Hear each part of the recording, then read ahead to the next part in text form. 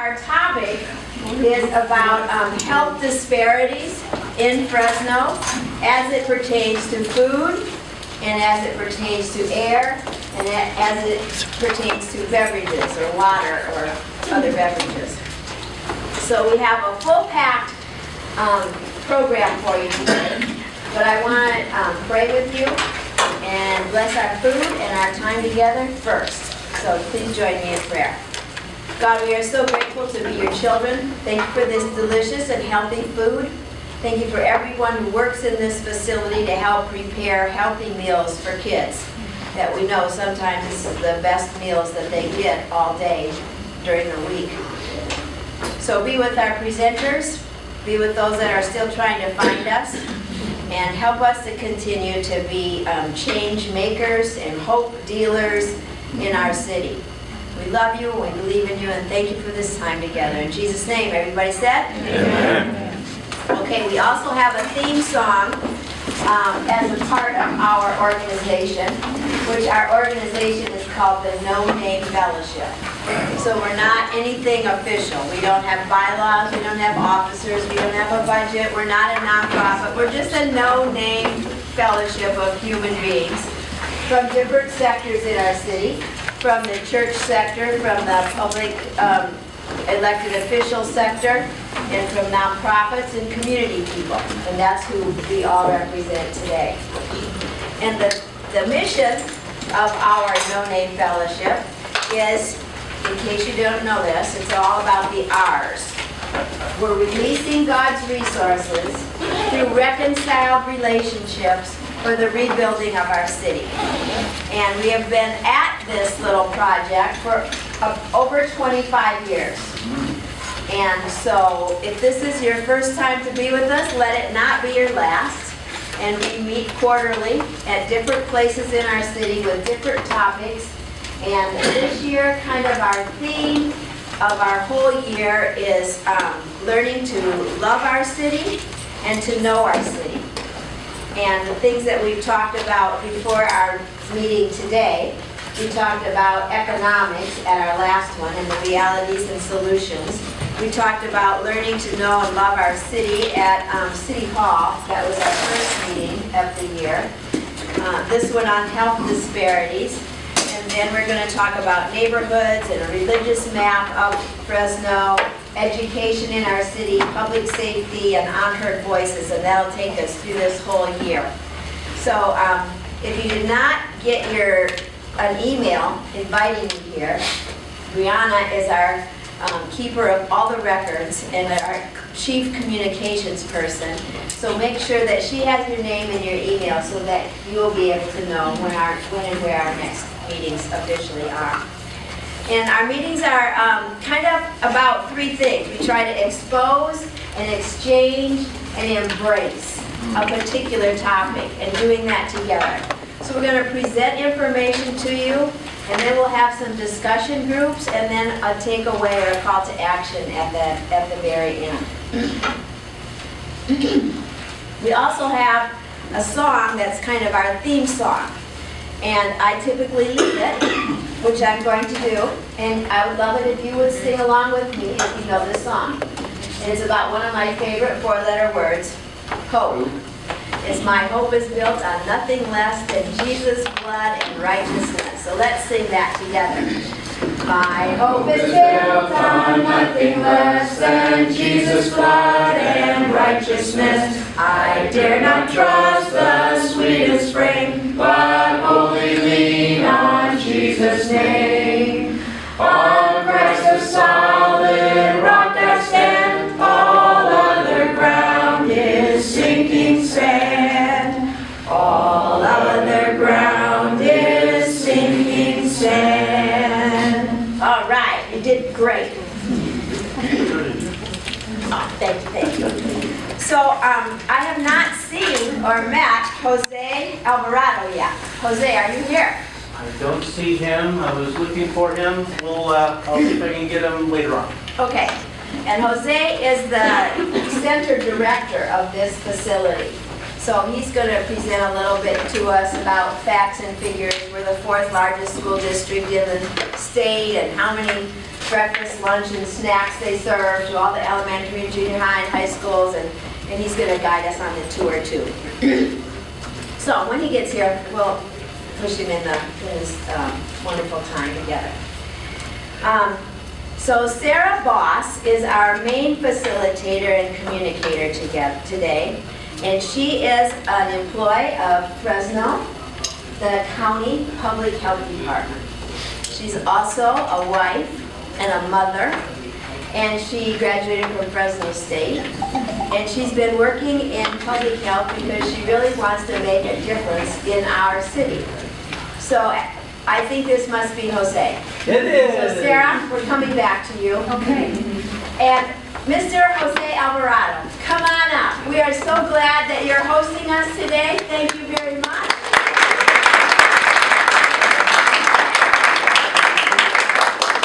Welcome to our facility. I heard you were coming, so we said we want to do a good show for you. Great. And I hope we met that expectation to provide you a good meal today. I wanted to thank Eddie, our catering supervisor, Eddie Carlos.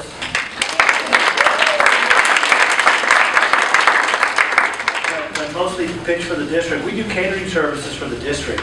So if you ever need a catering service at your facility, we'll be happy to cater that for you.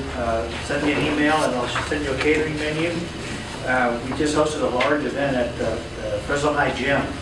It was the Fresno County Board of Trustees dinner.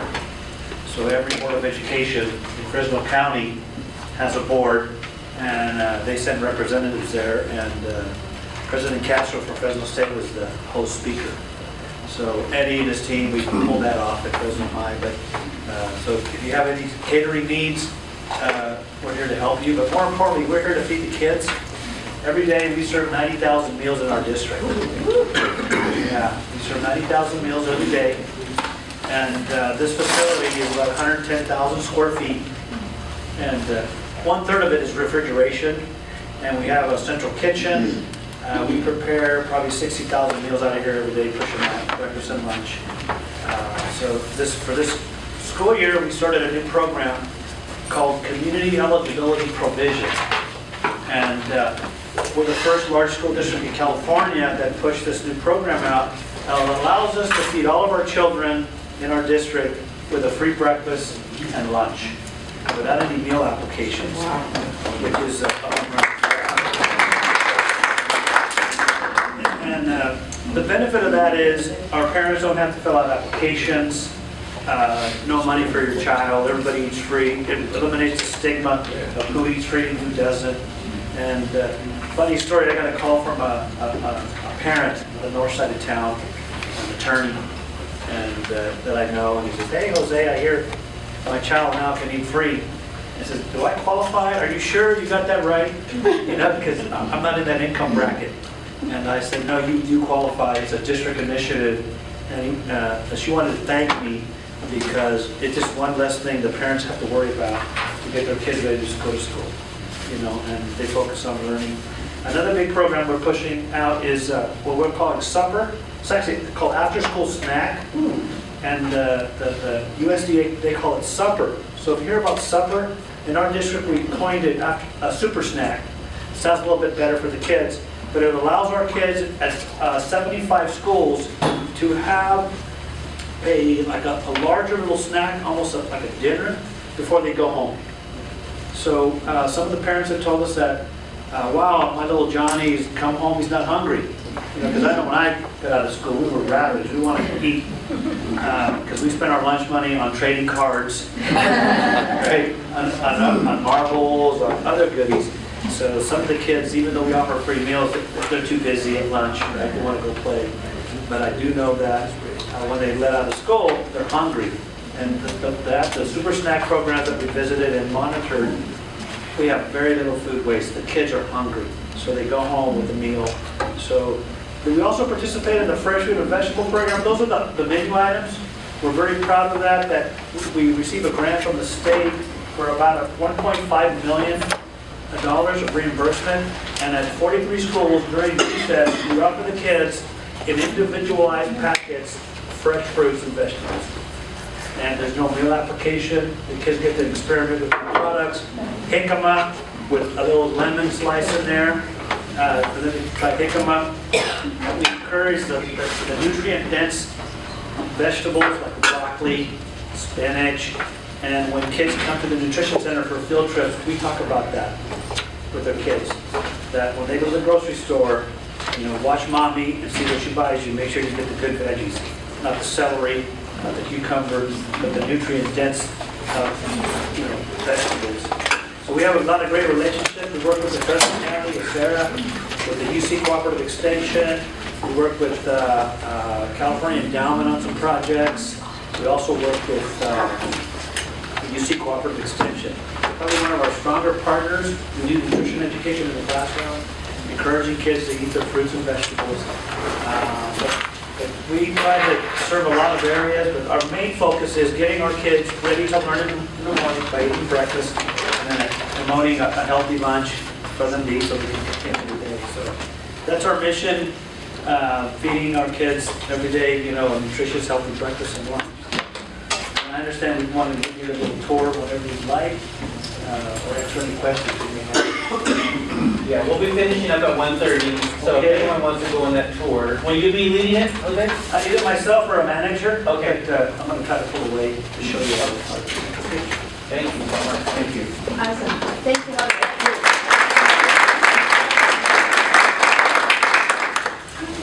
So, save your questions.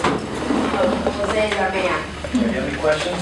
We'll meet you afterwards for the Perfect. questions. Awesome. Thank you. Thank you. So Sara comes to us, like I said, from the County Public Health Department, and she's in charge of the manager of that department, of the policy, planning, and communications of that department. And she really cares about the change efforts that are being made or need to be made around health, wellness, and equity in our county. So she's talking about obesity, she's talking about dietetics and all of the healthy things and calories and fats and flours and sugars and all the white stuff that we shouldn't be eating. And she is the one that coordinates all the education that comes around there and is gathering information and having groups together to make a difference in the health of our community from this perspective. So, please put your right hand up in the air. Put your left hand up in the air and give Sara a big round of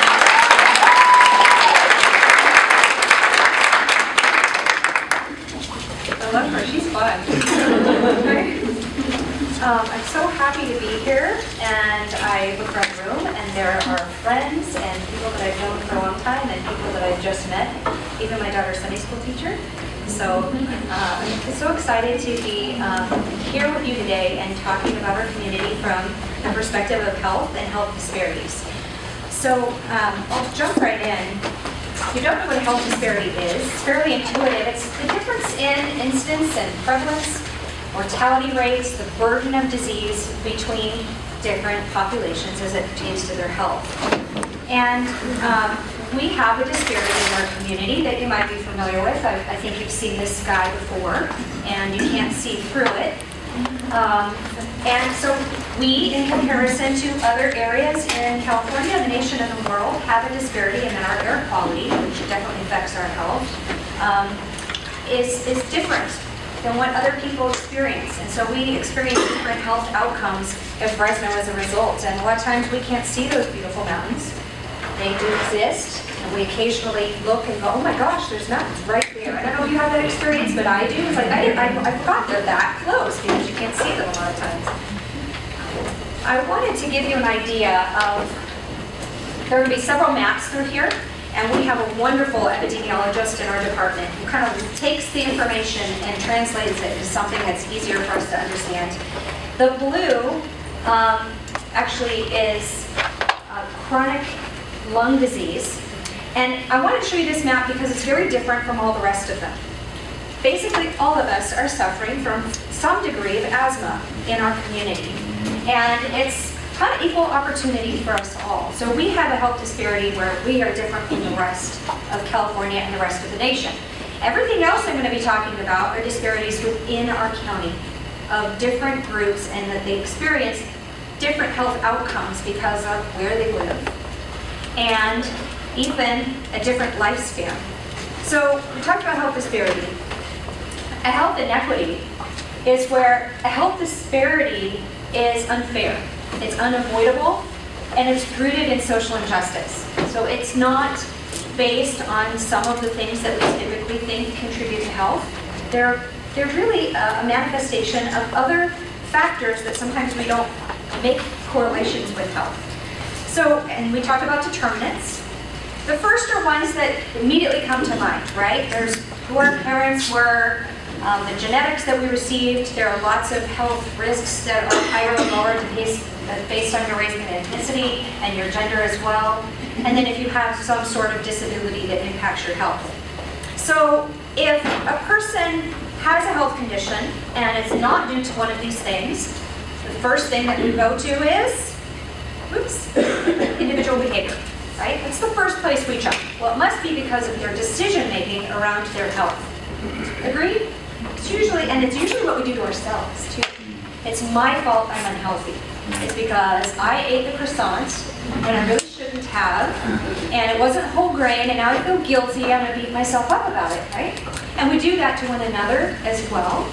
But I'd like to offer to you that there are other things that influence our health, and given this group, probably you have a few of those in mind. Socioeconomic status. We know that if a person is employed or unemployed, they have access to things that some do have and some don't, right? And we show it, we can see clearly in the data that if a person is employed, they're far more likely to be healthy. And that's for a couple different reasons. Obviously, they may have access to health insurance or a better health insurance plan, one that doesn't have high deductibles or high copays. They're more likely to go to the doctor, that type of thing. But there's also literacy levels and whether or not they are just aware of the information that helps them make an informed decision about their health. There are also elements of their geographic location, whether or not it's rural or urban, and we're going to talk a lot about that, and their physical environment. If you are really, really hungry and you're in a hurry, and there are 3 fast food restaurants near you, where are you likely to eat? Golden Arches, or one of hundreds of different fast food options. Whether or not there are resources available to you, services available to you. So we've seen changes in our community based on the fact that they used to have larger hub offices of social services that were available, and they changed that and made smaller offices available throughout town. And there have been some positive ramifications of that, and there's been some interesting outcomes they didn't expect. I'll talk about that later. And then public policy. And I have a great example of that we're going to talk about that. But there, the laws that are in place, the policies that are in place, and it's not just government laws, it's also policies that are in place in your workplaces, in your school sites. Whether or not, like some of the policies that were passed around soda in schools have made a big impact on the sugar consumption in kids. So policies also have a big impact on what we experience in health outcomes. This is the model that I was taught to use when I was lots younger, started in this field, and it still is a great model that really helps us put in context what we're doing and why we're doing it. And it's really intuitive. You have an individual at the core, and they have outcomes to what it is that they do based on their knowledge, their attitudes, their skills, their motivation levels, and that's their individual decision making, which is where we put most of our emphasis when we look at why is someone unhealthy. Most people in the United States will say, well, it's your fault, it's my fault. But then there's this interpersonal social network, and if Maria has gone and taken a nutrition education class, and she has now skills and motivation and knowledge to be able to implement things, and then she goes home. And who's at home? Kids that may or may not want that new fruit or vegetable, and throw a fit when they're not offered something else and mom doesn't turn into a caterer. And maybe dad isn't too interested in that either, because he's interested in the meal that he's been served for the last 20 years. And Maria's thwarted in her efforts because it just becomes too hard. And she doesn't want dinner to be a fight. Do you want dinner to be a fight? I have young kids. hate that. I really want dinner to be a calm, lovely experience, and then we fight over food, and that's not fun. So a lot of times women will, even though they have motivation and they want to make changes, they don't. Then, of course, whether or not her kids are getting all of the great things that Jose talks about in her school sites. Are they learning about those healthy options? Are they getting fruits and vegetables to try that they haven't had before at recess? When I go to church, what kind of things are served at potlucks? Are we talking about health? Are we thinking about health in those areas of our life? Or is it just something that we need to deal with at home? And at church, it's always a celebration. Every event is a special occasion. And we have lots and lots and lots of special occasions in our culture. It seems like every time we turn around, well, this is just a special occasion. So I deserve to have anything that's unhealthy for me. And what I ask you to consider is whether or not you deserve to be healthy instead of that. So you see basically philosophically what we're talking about. So as I'm talking about these environmental pieces, keep this in mind. We have lots of layers to the onion. And think through, what are the layers of your onion? Really, when it comes down to it, who helps you make a good decision or an unhealthy decision? And what are those outcomes? Do you have people and environments and structures and institutions that are helping you make a healthy choice? Or then is it really hard? Is it far away, expensive, uncouth, not fun, all of those things, right, to be healthy? So how does this relate? And then when we talk about health disparities, is this really just a culture thing, or is this, God really has something to say about it? As you'll see as we move forward, we have real health inequities when it comes to areas of our city and our county that are poor. And I know this is Old Testament, we'll look at New Testament too. But the sage of Proverbs is telling us that the poor are shunned, and we know this. Even by their own neighbors, they're shunned. And rich people tend to have lots and lots of friends because it's nice to be around people who have lots of money. They give you things, and they do things for you, and they make your life easier, and so rich people tend to have lots and lots of friends, and poor people maybe not so much. But it says clearly that it's a sin to despise your neighbor. And you bring blessing upon yourself and your home when you're thinking about the needy. The next verses I found really interesting because it talks about, somebody who's oppressing the poor for their wealth or somebody who's giving gifts to the rich person, they both come to poverty.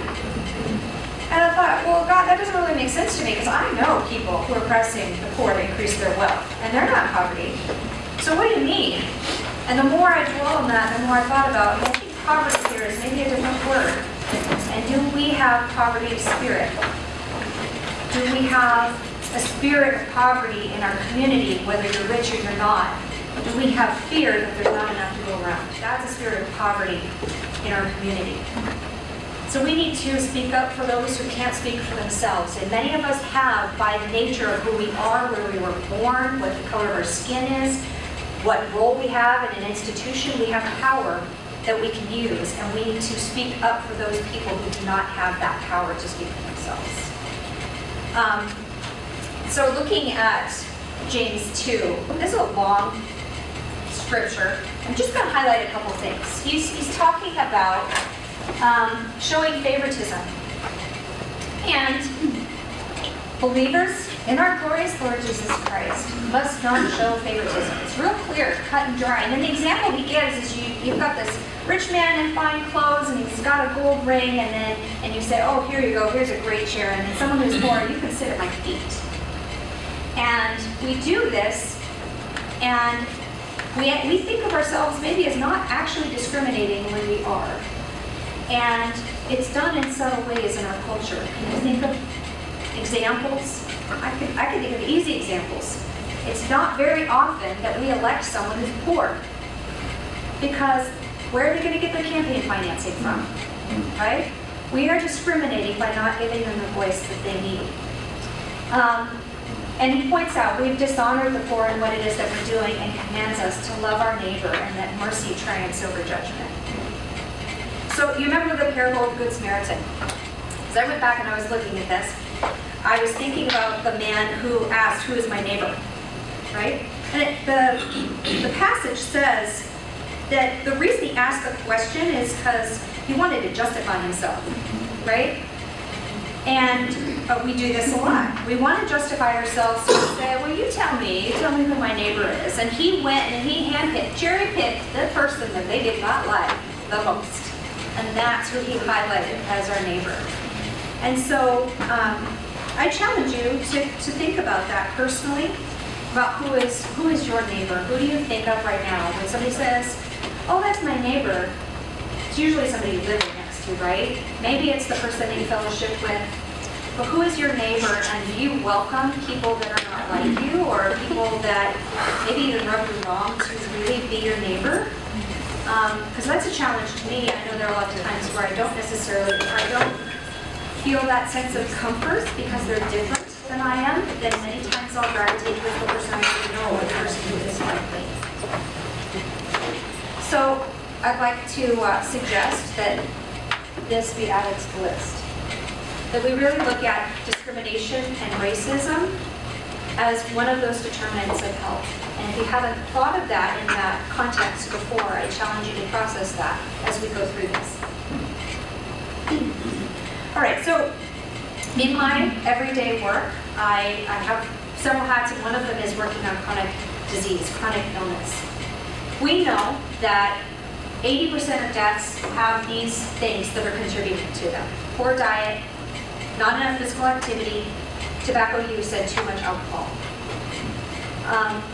And how many of you have a perfect diet?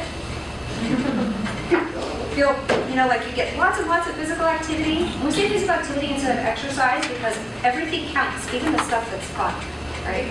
So you could do things that are fun, that are physically active, and it still has the health benefits.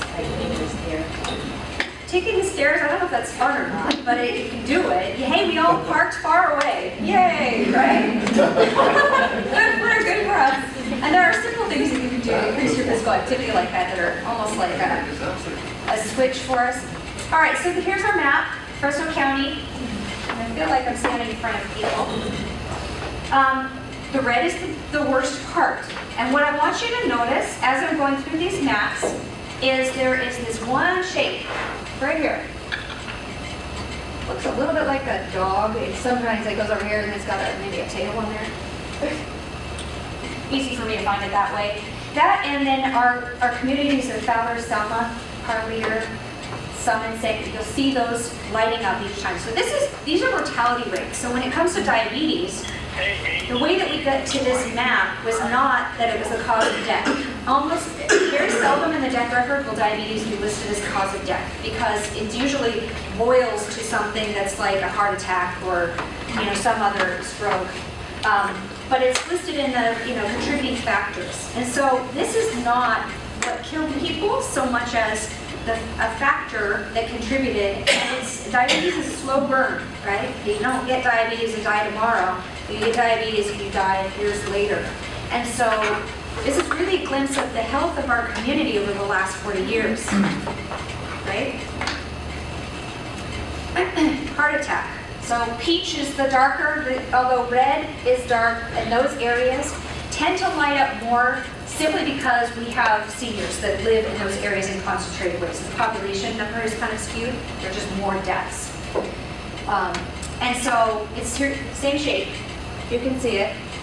Runs down through here. These same rural communities. Heart attack is a little more equal opportunity. Here you go. Here's composite mortality. Very easy to see that if you live in one area versus another, you're going to experience a different outcome in terms of your lifespan. And here is average years lost. So they can actually calculate, by comparison, whether or not a person or a community experiences a loss of years that should have been realized because of poor health in general. So, for instance, in these red areas, you've got, on average for the 5 years, in each year, you've got about 200 years of life for that community that was lost due to preventable illness. Okay? And that really has a big impact on me. There's potential that is not realized in our community because of the environment that we have, that influences personal choice. So let's talk about food and beverage. Here's food deserts. Definition is you've got a significant number of low-income residents within a mile if it's an urban area, 10 miles if it's a rural area, to a grocery store. That's a lot of people that don't have access to just a grocery store. And it seems like kind of a, doesn't everybody have access to a grocery store? I mean, doesn't that kind of make you think, wow, you know, like I remember growing up, there were 3 in walking distance from my house growing up. And there were full-service grocery stores with a deli and everything. Now, I could definitely get really, really great food. And they were prices that my family could afford. So keep that in mind as we're going through this.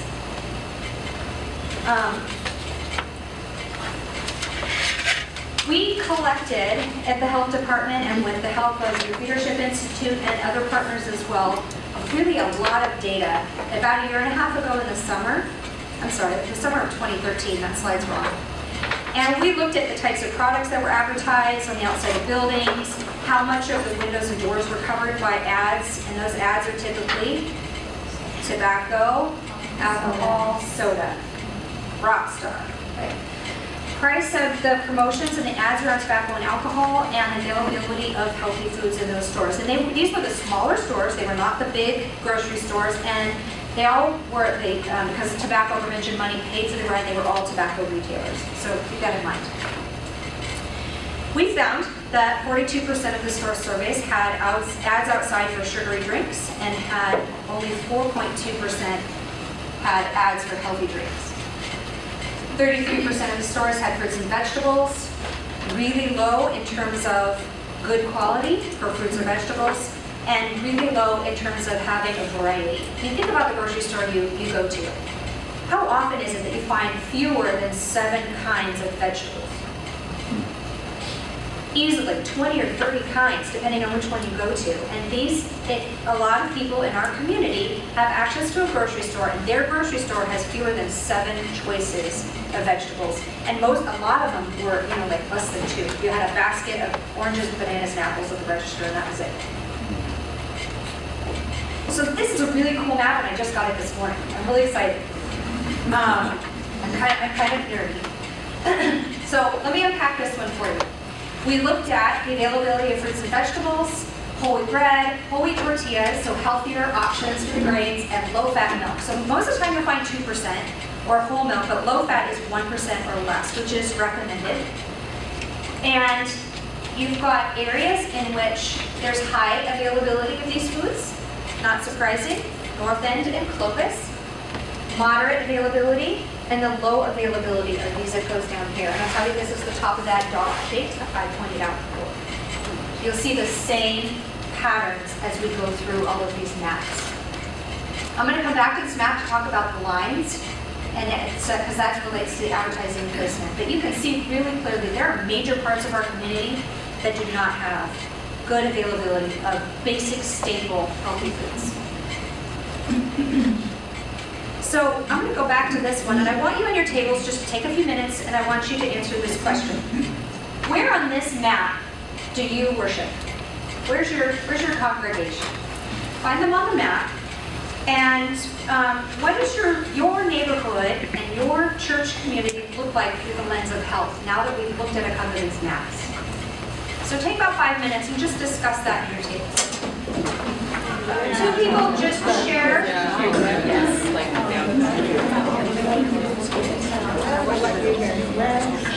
I'd like to have 2 volunteers from different tables just share an impression or something that maybe surprised you hearing from some of the other people at the table. What did you learn about other congregations?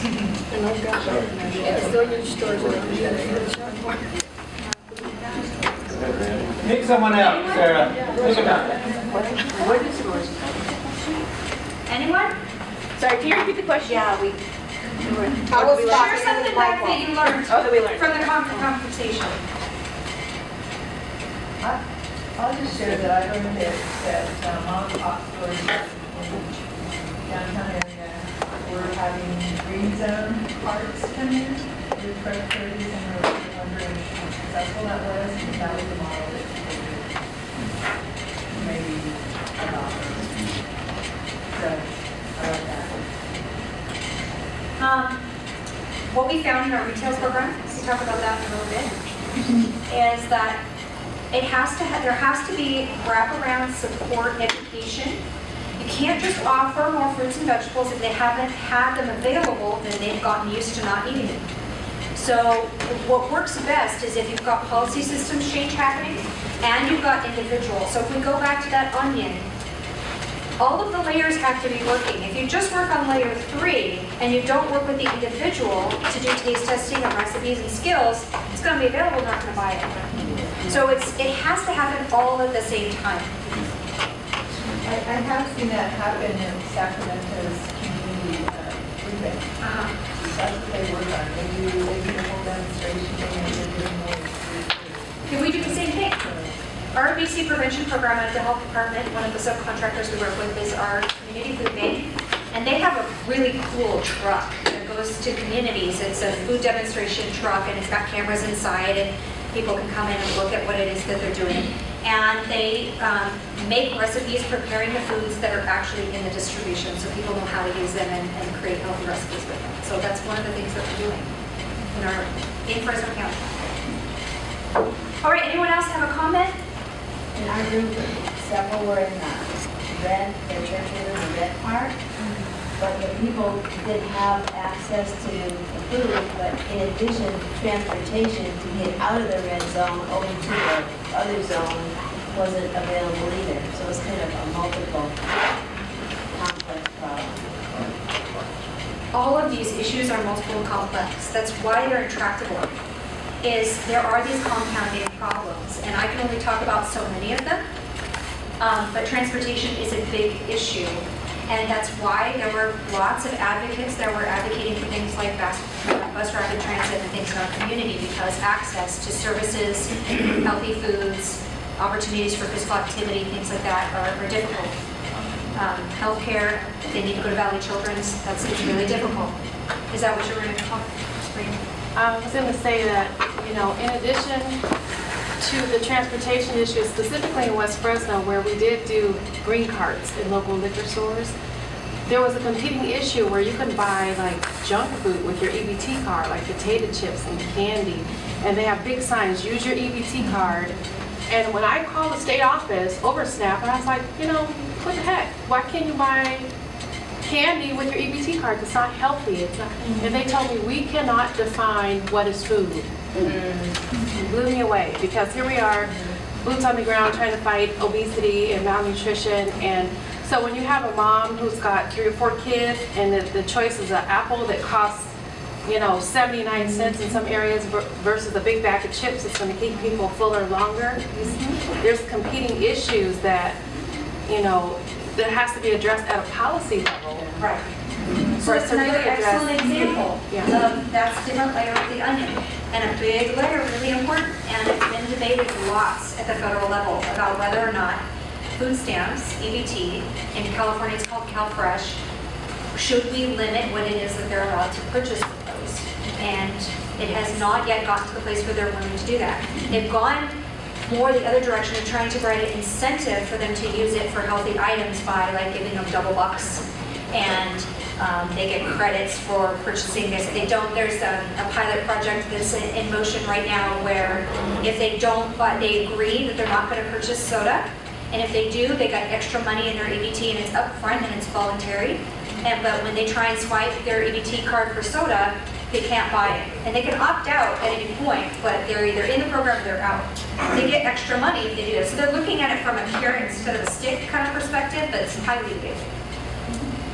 So one more comment and then I'm going to move on, because there are lots more slides. That red area where it's a low availability, a lot of it is culture-based in that campesinos or farm workers get a check and they can't go to the bank. Most of the time they're illegal or something.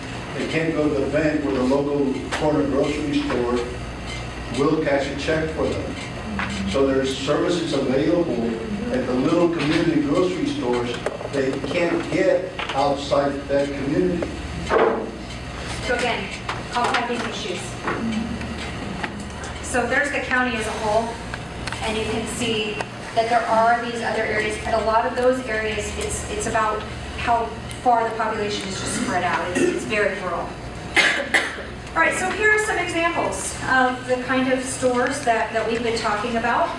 That's their produce selection. It's not quality. There's certainly not variety. This was one in one of the stores. They've got the facility and they don't stock anything in there. This was a typical corner store. And I went in there and I took the pictures myself. This one is pretty clean and it's neat. And I didn't count them up, but if we go through here, I think there were 13 distinct displays, this being a display with all junk food. And I'll show you the one area that had anything healthy. Okay, so you've been in these stores, right? How many of you been on a trip and there's a small store, you're starving, that's the only store there is for miles, and you go in here and you're thinking, well, I guess I'm getting chips and soda because that's all there is. That's how some people live all the time. Right? They had bagel bites surrounded by ice cream. Then, clearly the people like the pastries because they cleared that one out. Right? And here's candy aisle. So I don't know if you can consider that one display or three because there's 3 sections to it, but candy galore. Here's where you get into the real food that they had offered. You've got frozen burritos, an entire thing of frozen burritos. There's a couple things of juice they got, and what I've noticed was interesting is, they have the bagel bites and the other ones, bagel bites over here in this display that's different, burritos here, burritos there. So they've got these multiple displays, but it's all the same stuff, it's just spread out. So there's no real options. It's like, well, you get a burrito or have a sandwich. There's some sandwiches there. Or a burrito. Because, I think they had a microwave in there, so you could heat up the burrito. But what are you going to do with the bagel bites? It just doesn't make sense. So, here's real food. You've got a bunch of nuts, lots of them, very, very high in salt, and many of them covered in sugar. Then this is their grocery aisle. And most of these were only like 1 deep. So one person came in and bought peanut butter, the next person, too bad, there's no peanut butter left. Pretty common. You've seen this, right? Pretty common. All right, so let's talk about obesity. Here's our trend in obesity from 1970 to 2000, and it's gone up since there, but is now starting to plateau. So the line is just starting to level up this way. We don't know exactly why it is. We're really hoping that's because of all the great work of people like myself and Sabrina's been working on it. But it's just, it's 500 calories difference between the consumption patterns in 1970 and what they are in this decade. So you're talking about 500 calories a day is a pound a week. And we've been steadily gaining. But these lines are 500 calories each? No, 500 calories per day. This represents an increase of 500 calories per day for each one of us. All the way up. Oh, yeah. The difference in that. So what we know is that, based in the research, the biggest contributor to that is soda consumption. So we've looked at the soda sizes, right? And then we fool ourselves, right? Now the little soda cans have come in, but how many are actually buying those things? Anybody? And when you buy them, do you drink one? Probably not. But there are these jokes that get told about, like, how big does a big boat get? Are we going to have a suitcase with a straw that comes up and just drag it behind? Or how much soda do we really need? And You don't have one of those? I don't. So there really has been a lot of effort put into reducing soda consumption, but I think you can imagine there are some real constraints to that. I have another slide that I'll show you later about the advertising budgets of competitors. Oh, what about diet sodas? They're not sweet. Are those good for you? That's a whole nother conversation. I'm happy to have it, but it's a really No, I don't want to hear it. Takes its way out. You're like, don't talk about my diet soda, I want it.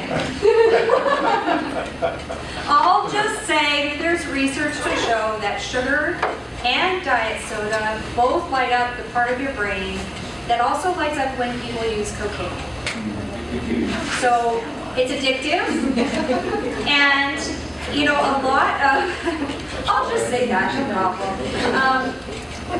A lot of the problems with diet sodas is that, you know, your senses in your mouth trigger reactions in your brain which trigger body responses. So it's not just the actual sugar in your gut that causes your metabolism to shift, it's also signals that you're getting. So if you're consuming artificial sweeteners, they don't have the research to completely, you know, definitively say that it's looking like it's still going to cause issues in your body related to glucose intolerance and diabetes.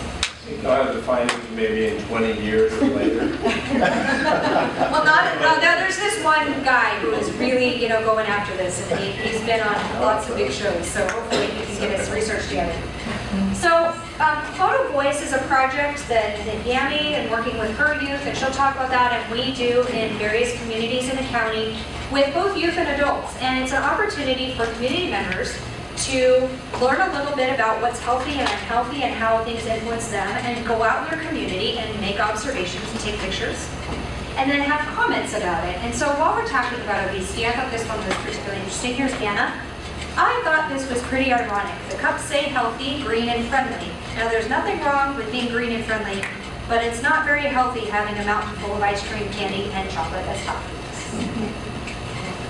So we trick ourselves.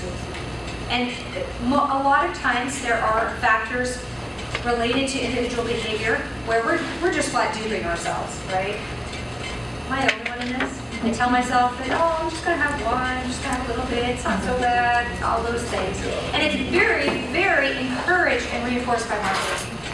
And being aware of how marketing is influencing your decisions is really important.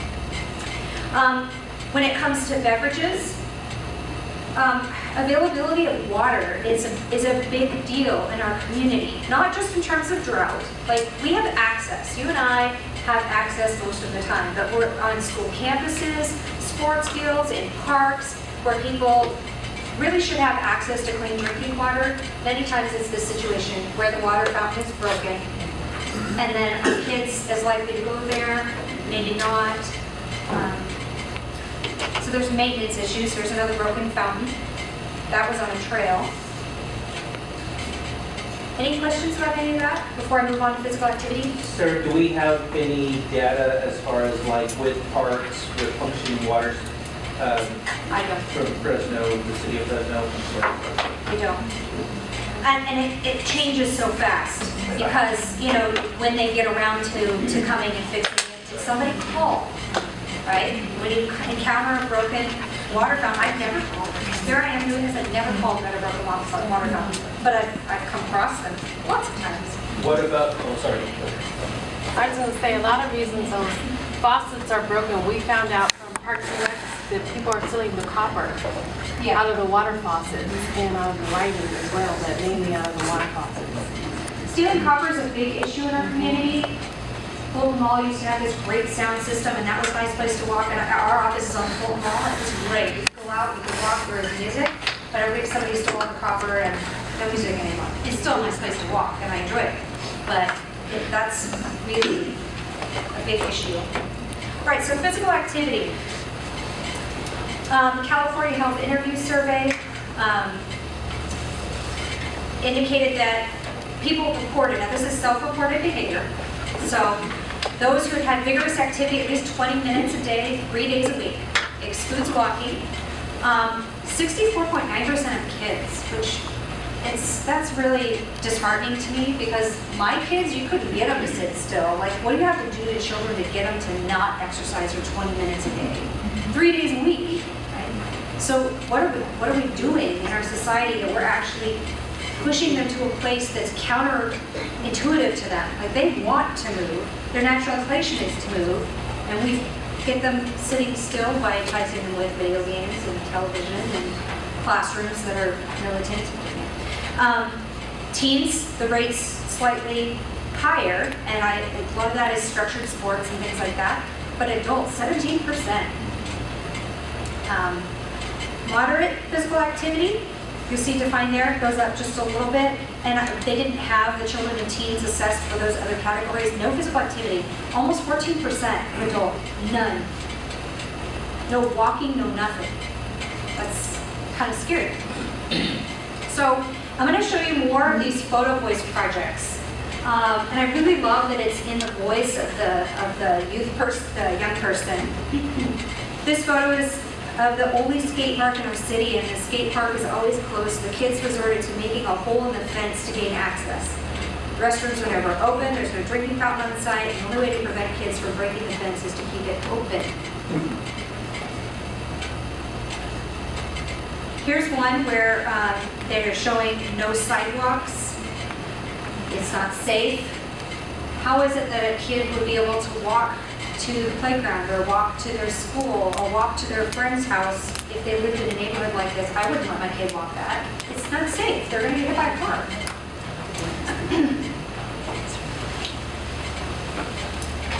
Here you have a public playground. You've got graffiti, no playground equipment. Field is dead, and part of that is we have a drought. We recognize that. But that doesn't look enticing to me. I don't know about you. And it might be that we need to consider drought in how we design our parks as well. It can't just be infinite amount of grass. It has to be other types of physical activity. Okay, so here's one. It looks really nice, doesn't it? I mean, it's green. Green's good, but all the swings are broken. And this big spot right here, there used to be equipment there, and it's just gone. It's just flat took it away. I don't know, who knows where it went. So, who's going to play there? Maybe you play ball on the grass? That's an inviting slide. Broken. This is an example of a great park. And we have them. Not every park is bad, not every store is bad. So I want to make sure that we see there are some great spaces that we're able to create. We have that potential in our community. And throwing in tobacco-free, which all of our parks are supposed to be tobacco-free. This one is actually letting everybody know that. Now this one I thought was interesting. This girl, age 8, said this photo is a church that is welcome for all of God's children and is a safe place for people to worship. It's positive for the community because it's a safe place for people to get clothes, food, sing for God, and worship Him. And I think we should invite more people to come into the churches. 8 years old. But she said safe twice. So that tells you what her context is. That she can actually, at the age of 8, identify this is a safe place. She has to have a context for what unsafe looks like and feels like. And that's scary to me. I don't like that an 8-year-old child really knows what that means and can write this articulately about it. So I want you in your tables to talk about what is a safe church. We've talked about the environment. I mean, there's certainly violence that comes into play and things like that, but let's explore more about what's a safe church. We talked about discrimination and racism. Talk about some of those issues and ask yourself, and maybe you'd like to share if you feel comfortable, do you feel like your congregation is a safe place for anyone to be able to come? So let's spend some time talking about it. Talked about this slide in terms of advertising. So when we look at clear windows and doors in stores, that's important because of the law that was passed called Lee Law, and they're not supposed to have more than 30% of those covered. It was a safety issue, but we ride that train in public health because the ads are alcohol, tobacco, and Rockstar. So again, it's the same folks that are experiencing these issues with, not only do they have poor access, but then they are bombarded with commercials for the unhealthy. So let me just walk you through this one. Here's the front of a typical store, name not revealed.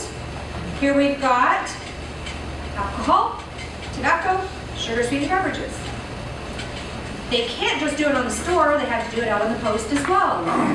And then you go inside, and the signs are everywhere. Here's your local tobacco center. And these are, I mean, that looks like a pretty clean store. Oh, sorry, circle, nothing. All right. Tobacco self-service.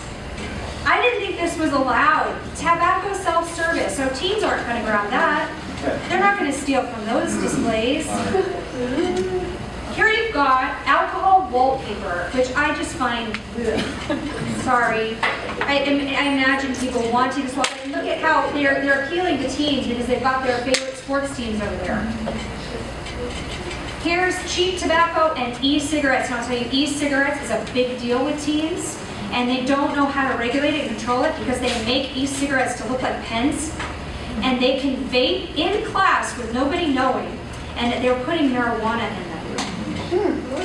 It's a big deal. The sheriff's office put out a no vaping policy for their employees. We're going to be doing that for the Department of Public Health because it's going to be the next wave. We spent a lot of time making tobacco something that people would go, oh, you're not supposed to do that, to something that might become accepted again through e-cigarettes. If they vape, is that better than smoking cigarettes? Or I don't know exactly what. It's supposed to be better for the environment. So they're still getting the tobacco, but you're not supposedly getting the second hand, but there's research that's going on right now about other chemicals that it puts off that might be harmful to those around them. Here is an alcohol ad below 3 feet. Why is that important? Children are looking down, so they're advertising and targeting kids with these messages. That's on the floor, right? That's on the floor. All right, now, I can tell you more about this if you're interested, but Cisco, here it is marketed, and this one over here, it's marketed directly above V8 juice, right? That right there is 18% alcohol up above the top row. And it looks like a wine cooler, but if a person consumes 3 of those, they can literally die. Yeah. At the Johnny Quick, by where I used to live, they had that drink Four Loko mixed in the middle of energy drinks, like the Monsters and stuff. And my husband actually got a hold of one, thinking that it was an energy drink. Held him to the hospital. We had him in the hospital. We had to call the ambulance because he was just took him out of his mind. So sometimes it can happen with confusion, but the reality is that think about it in terms of a marketing technique. Here you've got a situation where this lemonade looks exactly like this alcohol, which is exactly the same as the one on the top. It's like 18–20%. And here you've got flavored wines in these jugs that are this size for $7. So you've got placement, marketing, and price all promoting things that are really not good. And of course, youth are more susceptible to marketing than adults are, and they're more targeted than even adults. So the research shows that storefront advertising can increase the odds of preteen tobacco and alcohol use by 50%. It's a big deal. Here we have conflicting messages, so I want you to notice this one. Welcome to the fruit stand, and that's soda, right there. Wick, next to Bud Light, and here's cigarettes. All right, so here we've got EBT. Here's alcohol. Look for the green arrows as they come up. 1, 2, 3, 4, 5, 6, 7, 8. Over there, 9, 10. Okay, there were 10 alcohol ads on just this space. Here's tobacco. 1, 2, 3, 4, 5, 6, 6. Okay, so, and this is what they spend on advertising. And I can tell you that my tobacco budget in Fresno County is $150,000. And my obesity prevention is $2.2 million. We don't, different department handles alcohol prevention. Would this store survive a 972-year-old? Right from the church. Across the street, right there. Sure. Right? But there are pocket communities, but by and large, would it survive in the higher income neighborhoods? It wouldn't stand for it. So there's that lead law I was talking about, and we have a solution. We're working with communities to try and pass local ordinances to reduce from 33 to 15%. And I'm going to have Yami come up and talk about her work with the youth working on that. Yes. So I just briefly wanted to just talk about how churches are starting to get involved in this work. My name is Yamilet Rodriguez. I go by Yami for short, so that is what my friends call me. So now you know all my friends, you can call me Yami. I am the director, senior director for Youth Leadership Institute. Our mission is to build communities that invest in youth and that young people and adults are making positive change in their communities. So that is my professional life. About 2 or 3 years ago, we said we want our church youth to start working on this work too. And I'll tell you a little bit of history of why that launched and why the young people came to us and said, listen, we need to work on something to change our community. My husband and I are also volunteer pastors of a church in Southeast Fresno, 93702 zip code. Belmont and Cedar right next to Roosevelt High School, so we're right in the middle, right smack dab in the middle of the neighborhood. It's a small Mennonite Brethren church, and we love our neighbors and we love our community members, and our congregants that go to our church have started to feel these issues that are really near and dear to their heart. So I wanted to show a little bit of a video. Let's see if Miss Sarah comes on with me, Miss Sarah. I use a Mac, so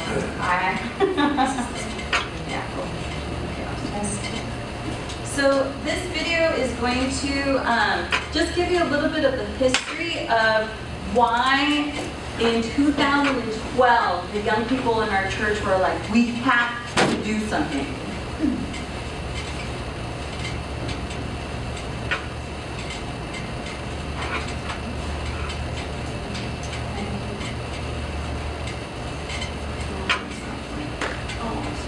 Well, I can show you some of the pictures that we have, and I'll just kind of share with you.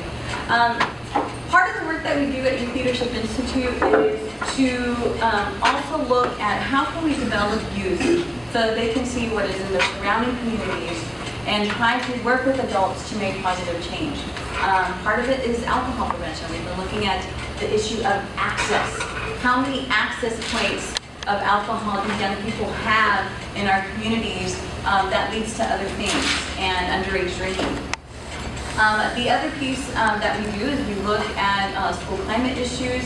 At one point we've actually done a corner store makeover. So those pictures that were taken by young people, some of our youth took those pictures so they can say, this isn't right, and let's talk to the store owner because, yes, you're a small business owner, we want to work with you.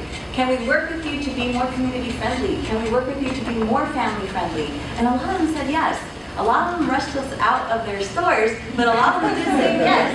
And a lot of them signed a pledge that said that they wanted to be more community friendly. Obviously, the people that are patronizing their stores are the members of that neighborhood, right, of that community. So yes, they wanted to be more family friendly. But it takes relationship building, it takes connection. It took young people going back to those stores over and over again and saying, hey, this is where I come, to buy a snack, or this is where my family comes to buy milk. But yeah, I see all these other things in front of me that are unhealthy. So one of the things that pretty much launched the reason why our young people came to us and said, we want to work on issues that are going to be a little bit more deeper. We call it a deeper justice. Yes, do we have issues of access to food in our community? Yeah, we give out food. Do we have issues of clothing? Yeah, we give out clothing too. But we needed to say we have to go deeper. We have to look at the root of the problem. What is the root of the problem? Can we keep putting band-aids and trying to solve these problems with these temporary solutions? We could do that. But what is this generational disparity that has been going on and on and on? And so the young people said, we've had enough. In 2012, we had a shooting, and one of our congregants, her house got shot up.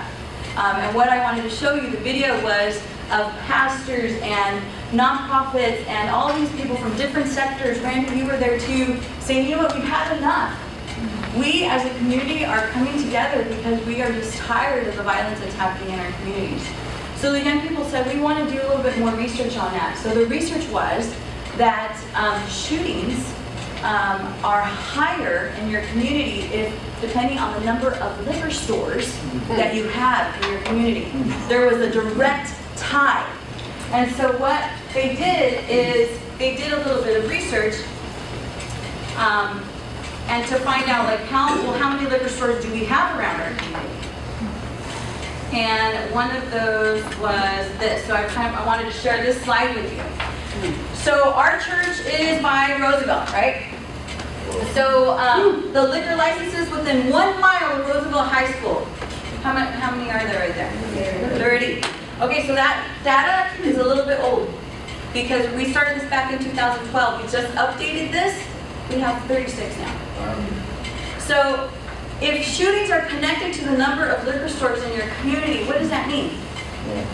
Then they started saying, well, wait a second. Why does our Bullard High School friends don't have that same type of access to alcohol that we do? Why is that disparity so clear?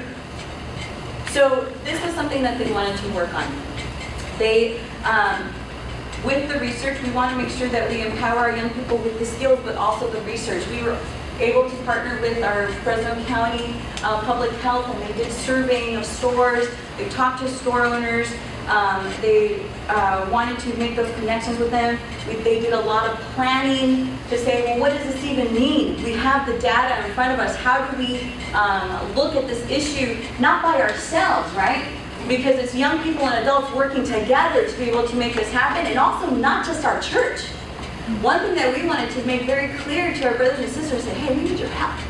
If we're going to be able to tackle this problem, we need to be hand in hand going forward.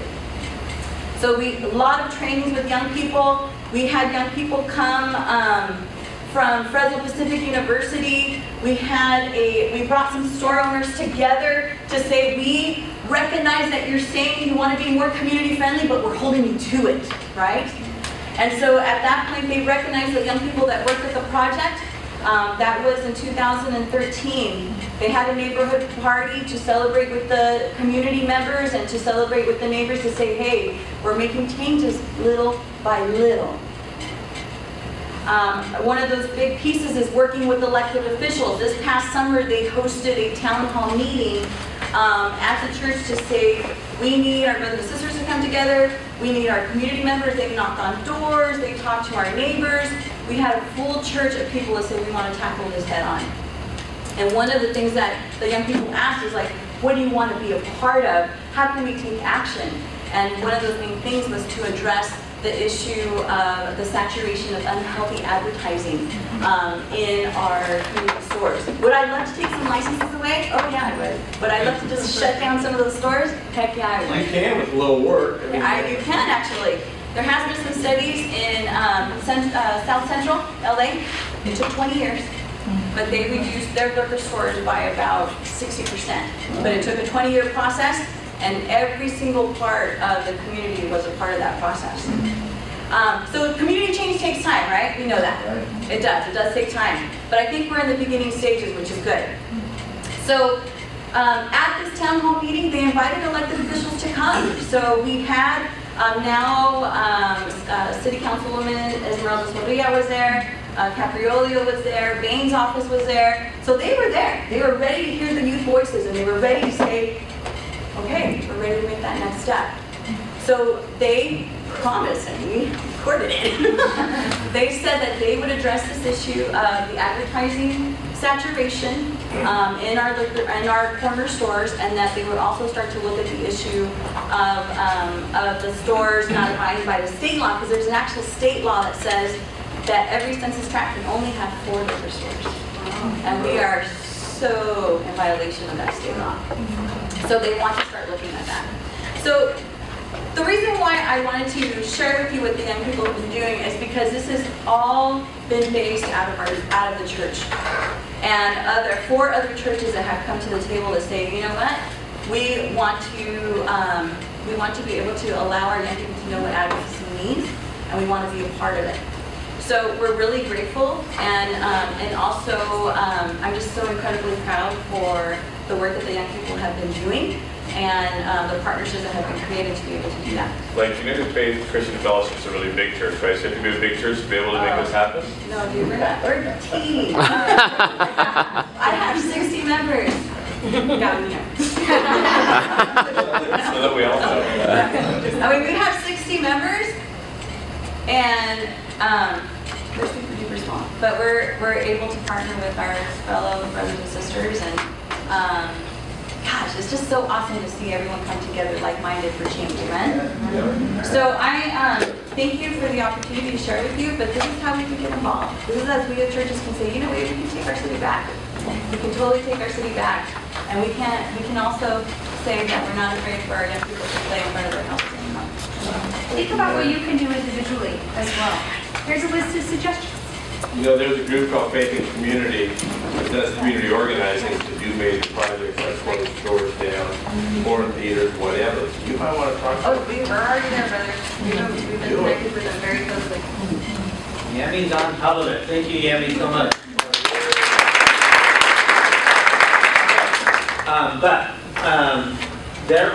That's one great example of even how you can get your youth group involved in your neighborhood. I don't know why I put this candy in my mouth. Candy? You're eating candy? But there are other ways. I mean, we have 30 Saturday sports programs all over town getting kids active on a Saturday morning. You can advocate for your neighborhood for the kids. You can help with volunteering in the classrooms, and even if you maybe you have folks in your congregation that have a background in nutrition or dietetics or whatever, have them do some education at the schools for the parents.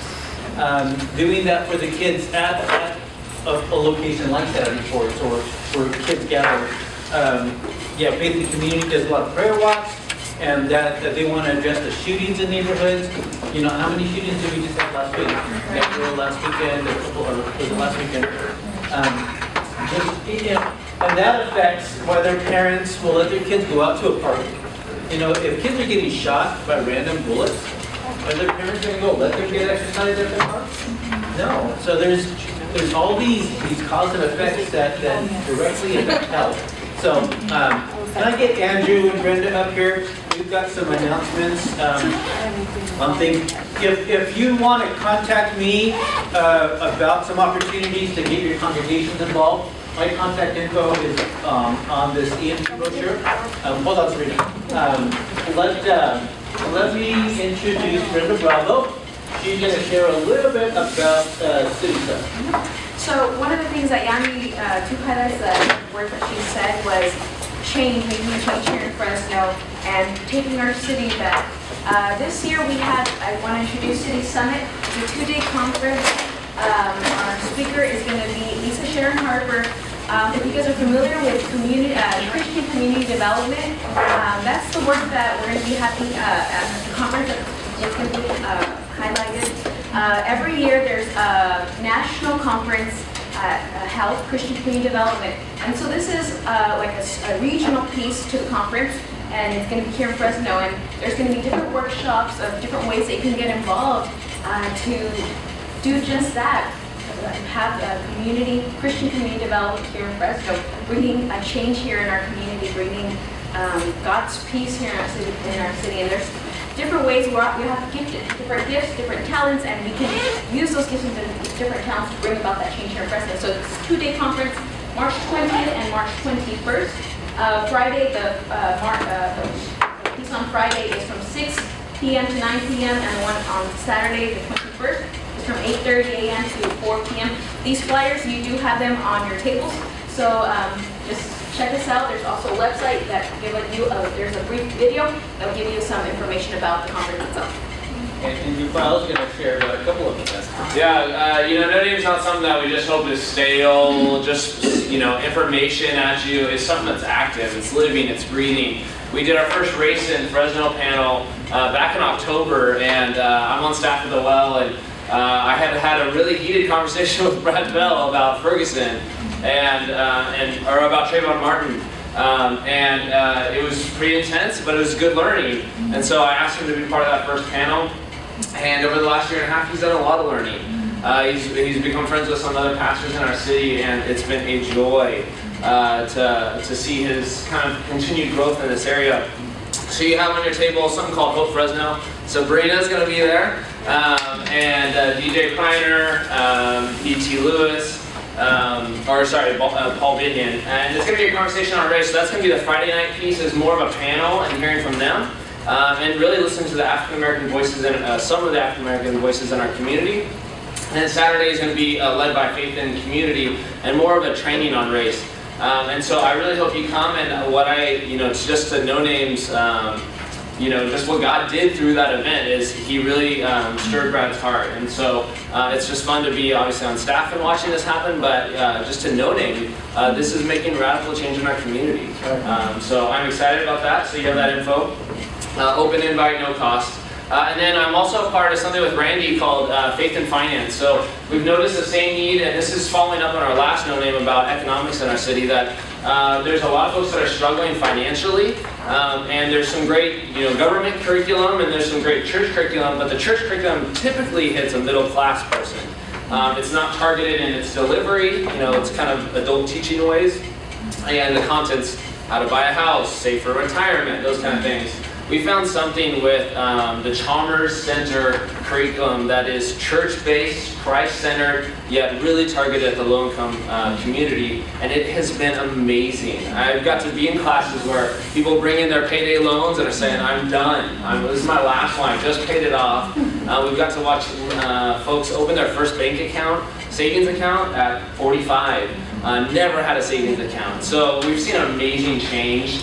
And if you want your church or your neighborhood to be involved in that, we're going to be doing a training in March. And so CCT and some generous donors have dropped the cost from what typically would be about $400 or $500 for this training to $95. So you see that code there on this, and we're going to be doing that in March. And so last March we trained 23 different trainers that are now doing Faith and Finance throughout Fresno. So I think it's just an amazing opportunity to be a part of it. So. Last little flyer in the car, Serve Fresno Week is really a 2-week opportunity to get your congregation involved in serving our community. There's going to be a concert kickoff at the Well Propaganda and Beautiful Eulogy, but you can just read this card to get that information. If you are interested in possibly getting your church to do a service project during that 2-week period, just give me a call. Sabrina, did you have a question? I was going to say, is the PowerPoint available, the maps? Yes. So can we get that on our website? On the donate? I'll email it out to everybody. Okay. Thank you. Okay. Okay, so let me say a prayer. I'm going to pray for our kids in our schools, since we're on a president. All right, could we just thank our speakers today?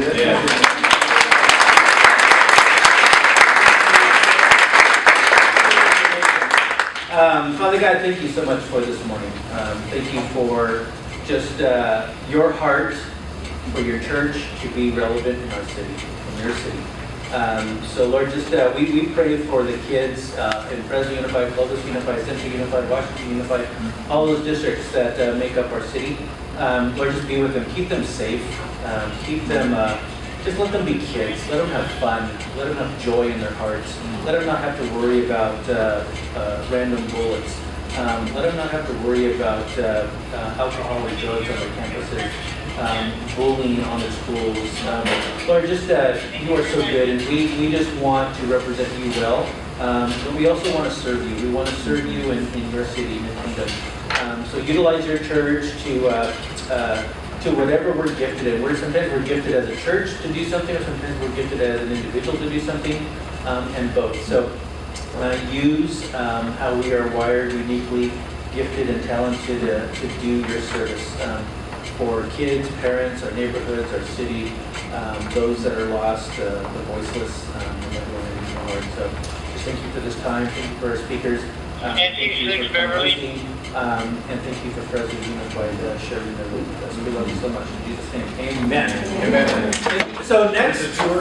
Yeah, so there's a tour. We can meet right out here at the main desk. And then March, our City Summit is our No Name Fellowship. So you can attend City Summit. We won't have a regular schedule. So it'll be in May.